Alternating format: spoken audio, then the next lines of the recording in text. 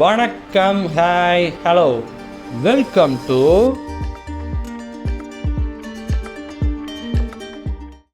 Okay voice அவடால் சேனல்லேருந்து Marco roast அதான் பார்க்க போகிறோம். அதுக்கு முன்னாடி இன்ட்ரெஸ்டிங்காக ஒரு விஷயம் பார்த்தேன். கீழே கமெண்ட் செக்ஷனில் பார்த்தோம்னா மிஸ்டர் கேக் இருக்கார்ல, அவர் கமெண்ட் போட்டிருக்காரு. என்னென்னு பார்த்தா, இதை சொன்னால் நம்மளை பார்த்து வைத்தறிச்சலை சொல்கிறோம்னு கூவிட்டு இருக்கானுங்க தலை அப்படின்னு போட்டிருக்காரு.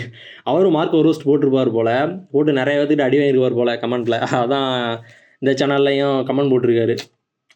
பார்க்கலாம், அவரும் ரோஸ்ட் போட்டிருக்கார் போல். பின்னாடி வேணால் செக் பண்ணி பார்க்கலாம் அந்த வீடியோவும். இப்போ நம்ம இந்த வீடியோக்குள்ளே போயிடலாமா? வாய்ஸ் அவடால் சேனலில் Marco roast. Copyright disclaimer. Me searching best artists for மலையாள படங்கள்னு ஏதாச்சும் வந்தாலே வச்சு கொண்டாடுறதுல நம்ம சேனல்ல அடிச்சுக்க முடியாதுன்னு வச்சுக்கோங்களேன்.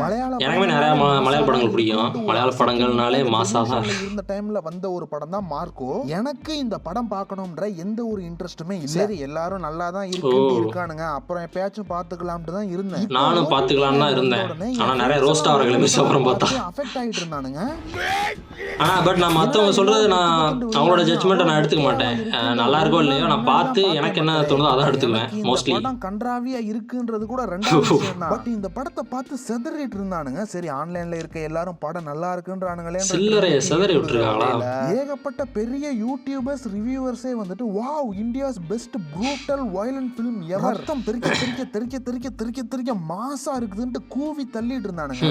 உங்களை எல்லாம் பார்த்தா எனக்கு பாவமா இருக்கு. உலகம் முழுக்க எந்தெந்த மாதிரி எல்லாம் யூஸ் பண்ணிட்டு இருக்கானுங்க. இன்னும் இதெல்லாம் பார்த்து எக்ஸைட் ஆயிட்டு இருக்கீங்களேடான்னு சொன்னா, டே போடா அதெல்லாம் இல்ல, இது செம்ம லெஜெண்டரியான படம்ட்டு சண்டைக்கு வர அளவுக்கு இந்த படத்து மேல அடிக்ட் ஆகி போய் தான் நிறைய பேர் இருந்தானுங்க, இன்னும் இருக்கானுங்க. சரி, எல்லா ஒப்பீனியன்ஸுமே சப்ஜெக்டிவ் தான், யாருக்கு வேணா பிடிச்சிட்டு போகுது, நமக்கு என்ன. நான் யாரோட ஒப்பீனியன்ஸையுமே ரோஸ்ட் பண்ண போறது இல்ல. பட் நான் இந்த மார்க்கோ ரோஸ்ட் பண்றேன். அதை நீங்க முழுசா பாருங்க. அதை பார்த்ததுக்கு அப்புறமாவும் இவன் உங்களுக்கு தேவைதானா அப்படிங்கறத கடைசியா முடிவு பண்ணிக்கோங்க. ரைட்டா? நான் இப்ப இவனை அடிச்சுக்கிட்டே இருப்பேன், நீ கண்ணை திறந்து பார்த்துட்டே இருப்ப. மார்க்கோ ஃபேன்ஸ் செல்லிங் பாயிண்டா இருந்தது இந்த படத்தோட வயலன்ஸ்ன்றது மட்டும்தான். இந்த ரத்தம் தெறிக்க இருக்கக்கூடிய வயலன்ஸ் சீன்ஸ்ன்றதெல்லாம் ஒரு என்ஜாயபிளான ஒரு எலமெண்ட் தான். நமக்கே நிறைய அந்த மாதிரி படங்கள் பிடிக்கும். பட் அந்த ரத்தம் தெறிக்கிற ஒரு எஃபெக்ட்டை அச்சீவ் பண்றதுக்கு அந்த டீம் எவ்வளவு எஃபர்ட்ஸ் போட்டிருக்காங்கன்றதுல தான் அந்த வயலன்ஸோட ஃபன் பார்ட்டே இருக்குது. பட் மார்க்கோல கொஞ்சமாச்சும் ரியலிஸ்டிக்கா எடுக்கணும்ட்டு எந்த ஒரு சீனுக்குமே ட்ரை கூட பண்ணல.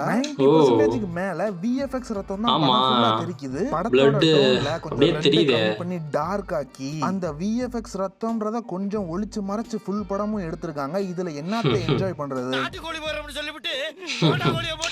பிராக்டிகலா ஏதோ ட்ரை பண்ணிரலாம். பிராக்டிகலா ஏதோ லிக்விட் ஏதோ வச்சு ட்ரை பண்ணிரலாம்ல. இல்ல கத்தியோ பட்டு ரத்தம் தெறிக்கிறத அப்படியே காட்டுறதுன்றதும் வயலன்ஸ் தான். இல்ல கேமராவை கொண்டு போய் வேற இடத்துல வச்சு ரத்தத்தை கன்வே பண்ண நினைக்கிறதும், ரத்தத்தை காட்டாம பண்றதும் வயலன்ஸ். ஒரு மாதிரியான வயலன்ஸ் தான். தர இம்பாக்ட்ஸை வச்சு தான் நம்ம மதிப்பிடுவோம்னு வச்சுக்கோங்களேன்.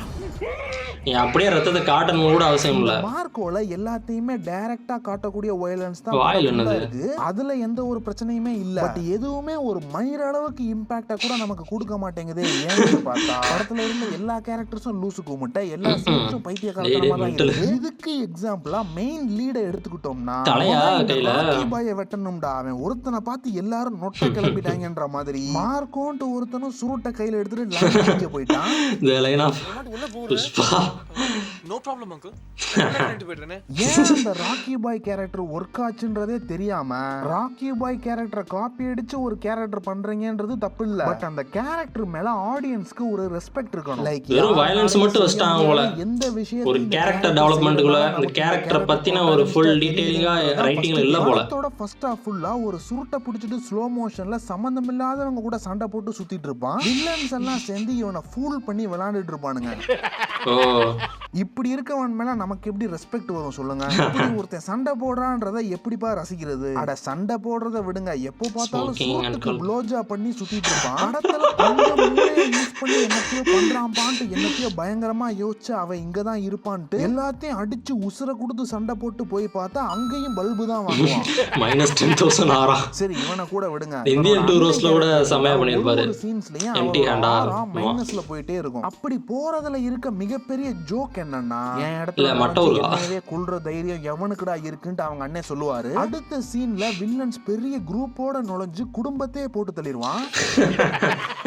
மார்க்கோ விளக்கென்ன வேற அண்ணன் இருந்தாருன்னா அவர் கூட நானும் இருப்பேன்னு சொல்லுவான். பட் அவன் இருந்து ஒண்ணு புடுங்க மாட்டான். எல்லாத்தையும் கொல்றப்போ உட்கார்ந்து ரெஸ்ட் எடுத்துட்டு இருப்பான். கேட்டா அன்கான்சியஸா இருக்காராமா. இதெல்லாம் ரெஸ்ட் எடுத்துட்டு இருப்பாரா? உட்கார்ந்து செமிச்சிட்டு இருந்தீங்க. பைத்தியக்காரத்தனமான ரைட்டிங் மக்களே டோட்டலாவே. இதுல 1008 படங்கள்ல இருந்து காப்பி வேற. அனிமல் படத்துல வில்லன் குரூப்லாம் கொஞ்சம் பாஷா ஒரு ஹெல்மெட்டை போட்டு வந்து சண்டை போடுவானுங்க. இவனுங்களுக்கு அந்த மாதிரிலாம் ஒருத்தனுக்கும் ஹெல்மெட் வாங்கி கொடுக்க காசு இல்லாம கட்டிட்டு ஒரு குரூப்பை கொண்டு வந்து நிப்பாட்டுவானுங்க.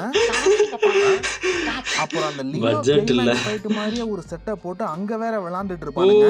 இது கூட பரவாயில்லைங்க. வில்லன் வந்துட்டு கேட்டு அப்படியே ஒருத்தி வாயை கிழிச்சு அனுப்புற மாதிரி ஒரு சீன் வரும். அங்கெல்லாம் நான் வெறி ஆயிட்டேன் மக்களே. எங்க மலையாளம் சினிமா இவ்வளவு கேவலமா இறங்கணுமா? யாருங்க இவனுங்க என்னதாங்க பண்றானுங்கன்னு டென்ஷன் ஆயிருச்சு. பாயிண்ட்லெஸ்ஸான நிறைய விஷயங்கள் இருக்கும். லைக் வயித்தை கிழிச்சு நெஞ்சை கிழிச்சு இதயத்தை கிழிச்சு குழந்தைய வெளியெடுக்கிறதுன்ட்டு. இதெல்லாம் இன்னைக்கு ஜெனரேஷன் குட்டி குஞ்சான்ஸ் பார்த்துட்டு தப்பான வகையில என்டர்டெயின் ஆயிட்டு இருக்கானுங்க. இதுக்கு வேற சென்ஸ்லெஸ்ஸான ஒரு முட்டு கொடுப்பானுங்க. டரண்டினோ படங்கள்ல மட்டும் வயலன்ஸ் வந்தா கொண்டாடுறீங்கன்ட்டு டரண்டினோ புடலங்கால தொங்க ஆரம்பிச்சிருவானுங்க. டரண்டினோ ஒரு சீன்ல ஷாக்கிங்கான வயலன்ஸை வைக்கிறாருன்னா அந்த சீனுக்குள்ள 2-3 லேயர்ஸ்ல எமோஷன்ஸ் இருக்கும்டா. அந்த சீனுகளுக்கு முன்னாடி அந்த ஆளு கொடுத்து வச்ச செட்டப்புகளை நினைச்சு பிரஷர் ஆகி அந்த சீனை பார்த்துட்டு இருப்போம். அவங்க கண்ணுல பாத்தீங்களா கண்ணை புடிங்கி எடுத்துருவாங்க. எனக்கு உங்களெல்லாம் நினைச்சா பாவமா இருக்கு. ஏன்னா நீங்க எல்லாம் இன்னும் எக்ஸ்பீரியன்ஸ் பண்ண வேண்டிய படங்கள் நிறைய இருக்குது. ஏன் ஜான் விக்ன்ற ஒரு கேரக்டர் சண்டை போடுறப்போ அவ்வளவு செலிப்ரேட் பண்றோம்? ஏன் ஜான் விக்ன்ற ஒரு கேரக்டர் மேல அவ்வளவு ரெஸ்பெக்ட்? அது ஜான் விக் படம் ஆக்ஷன் வயலன்ஸ் இருக்கும். ஆனா ரைட்டிங் என்ன ஒரு ஆடியன்ஸா கேரக்டருக்குன்னு ஒரு ரைட்டிங் இருக்கணும். இந்த மாதிரி குப்பை படங்கள்லாம் கொண்டாந்து நம்மட்ட ஏமாத்தி வியாபாரம் பார்க்க மாட்டாங்க. அதை விட எனக்கு என்ன பயம்னா வயலன்ஸ்ன்றத ஐட்டம் சாங்ஸ் மாதிரி கேவலமான கமர்ஷியல் எலிமெண்ட்ஸா ஆக்கிட்டு வரானுங்க மக்களே. ஆக்ஷன்ன்றது வேற வயலன்ஸ்ன்றது வேற. ஆக்ஷன் செட் பீசஸ்ன்றது ஒரு படத்தோட செல்லிங் பாயிண்டா இருக்குதுன்றது பிரச்சனை இல்லை. ஏன்னா ஒரு நல்ல ஆக்ஷன் செட் பீஸ்க்கு பின்னாடி ஏகப்பட்ட ரைட்டிங் இதெல்லாம் காமிக்கிறாரு. இதெல்லாம் ஆக்ஷன்ல வர்றது மட்டும் ஒரு படத்துக்கு வயலன்ஸ்ன்றது ரத்தம் தெரிக்கிறது ஐ மீன் ப்ரூட்டலா இருக்குறதெல்லாம் வயலன்ஸ்ல வர்றது. எழுத போறானுங்க. இவனுங்களை பொறுத்த வரைக்கும் அப்படியே இதயத்தை கிழிக்கிறது கண்ணை பிதுக்குறது அவ்வளவுதான் வயலன்ஸ். இதெல்லாம் பார்த்தாலே பேட்டரி பொம்மை மாதிரி கை தட்ட குட்டி குஞ்சான்ஸ் இருக்கானுங்களே என்ன பண்றது? மலையாளம் சினிமால அவங்களுக்கு இருக்க சின்ன பட்ஜெட்ல ஏன்டா அப்படிலாம் பண்றீங்கன்ட்டு ஒரு சில விஷயங்களை கலாச்சிருப்பேன் நானு. அதெல்லாம் ஏன்னா இந்த படத்துல பட்ஜெட்ன்ட்டு ₹1 செலவு பண்றதுக்கு கூட ஒர்த் இல்லங்க. சூர மொக்க படங்க இது. இது எப்படி மலையாளம் சினிமால ஓகே ஆகி வந்துச்சுன்றதே தெரியல. இதுல நடிச்ச ஆக்டர்லாம் என்னென்னமோ பண்றாரு. பட் இது பீ படமா இருக்குன்றனால இதுல இருக்க எல்லாத்தையும் பார்த்தா பாவமா தான் இருக்கு. எனக்கு இந்த வீடியோ போடுறதுக்கு ஒரே ரீசன் வந்துட்டு இதெல்லாம் தப்பு. அன்வான்டடா இப்படி என்னத்தையாச்சும் வச்சு வயலன்ஸ்ன்றத ஒரு ஐட்டம் சாங் மாதிரி எங்கேஜிங் ஃபேக்டர் ஆக்கிட்டு வராங்க. இதெல்லாம் ஒரு கேவலமான கமர்ஷியல் எலிமெண்ட். ஆடியன்ஸை மேலும் மேலும் முட்டாளாக்குற வேலையை தான் இந்த மாதிரி விஷயங்கள் பார்க்கும். இதெல்லாம் பத்தி குருநாதர் அமீர் கான் ஒன்ஸ் சொல்லியிருக்காரு. இந்த சேனல்ல ஆல்ரெடி போட்டிருந்த கிளிப் தான். இருந்தாலும் ஒன்ஸ் அகைன் போட்டுட்டு இந்த வீடியோவை முடிக்கிறேன். புரிஞ்சுக்க தெரிஞ்சுக்க ரைட்டா. These emotions are violence is one of them and sex is another. These are two emotions which are most easy to provoke in a human being. वो directors जो creatively, if they are not so talented in creating a story, in showing emotions, in creating situations, they depend heavily on violence and sex to make their films work. Writing பண்ண one unpopular opinion Simbu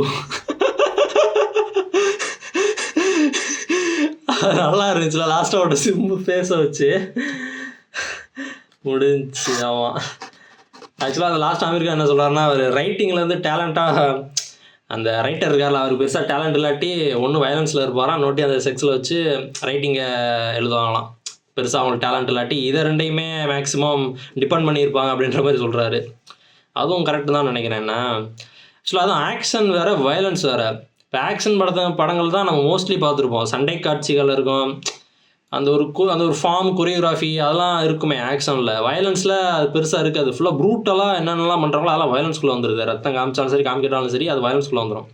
இப்போ தமிழில் rakhi, Sonic காகிதம், அப்புறம் லாஸ்ட்டாக captain Miller படத்தில் அருண் மாதேஷ் அவர் படங்கள் பார்த்தீங்கன்னா எனக்கு சானிக் காகிதம் கூட ஓரளவு எனக்கு பிடிக்கும். மற்ற 2 படங்கள் பெருசாக எனக்கு பிடிக்காதுன்னு வச்சுக்கோங்களேன்.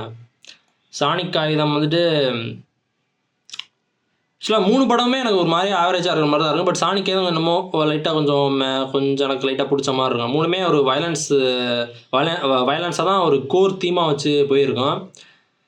அதெல்லாம் வயலன்ஸ் படங்கள் ஓகேயா. கேப்டன் மில்லரோட லாஸ்ட்டாக ஏதோ செகண்ட் பார்ட் மாதிரி ஏதோ லீடெலாம் கொடுத்து முடிச்சாங்க. அது எதுக்கு என்னெல்லாம் தெரில. அது சுத்தமாக நல்லாவே இருக்குது படமே.